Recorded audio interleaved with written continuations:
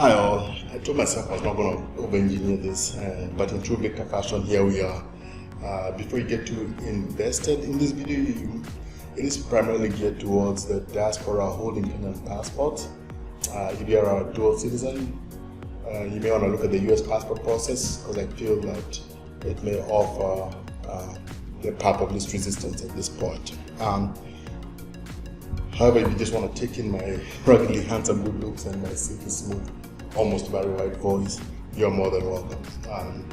This is a personal experience of what I went through, and your experiences will undoubtedly differ from mine. But I'm just hoping that some of the pain points I encountered will help inform you on your journey, because after March 1st of 2020, if you're planning to get a passport, then you will have to go through this process, at least in its current form, unless something changes. So I'm just hoping that you find something useful in here. Before we get into the meat of this, I do want to give my 2 cents about the whole process. Even with the information you will be armed with in this video, you still encounter some pain points.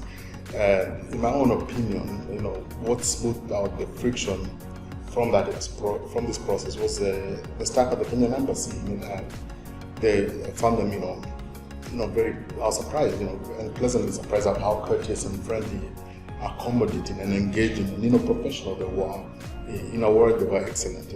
But and again, this has also been echoed by some other people on some of the social media platforms about how surprised at the level of professionalism and the courtesy they receive from the Kenyan Embassy staff. So if there's one thing that I can tell about this process, and hopefully for the better, is that the way the staff interacts with us remains the same or even improves.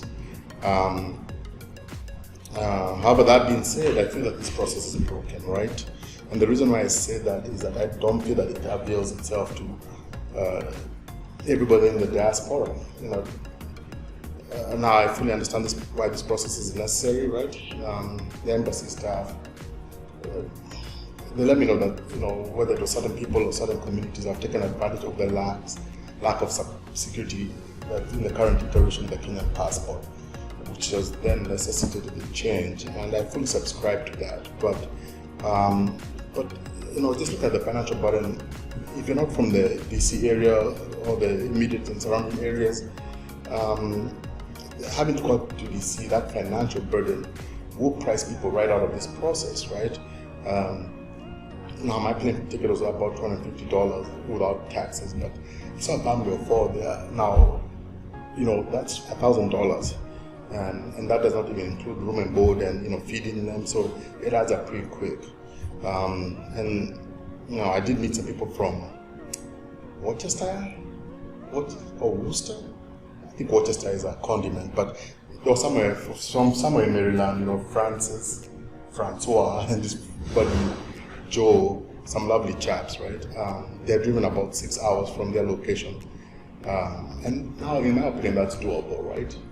If you can split the rental and the room and board, it's not so much of a burden. But I saw some people there from Texas. There was a lady there from Canada. My chunky butt flew in 1,100 miles, so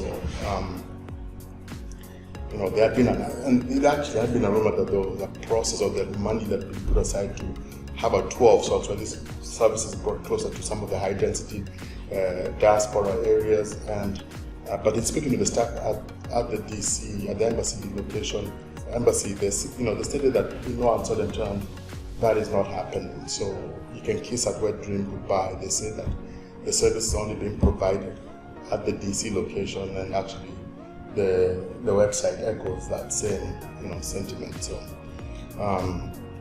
but my thought is real quick is that the community, it's a really big community, and we can wield some of the power behind that large community, right? I can see where we can negotiate a process where this can be brought closer.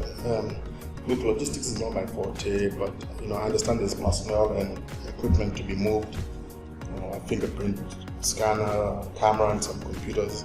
But let's say that the embassy, sets up on a calendar with specific appointments and says, okay, we're going to be in Chicago from the week of the, let's say the 2nd to the 5th, right?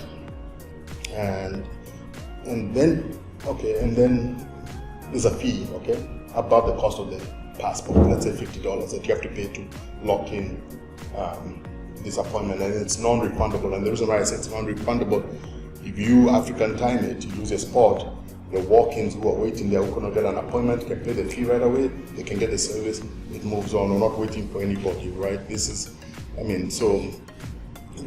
something I'm envisioning, so that,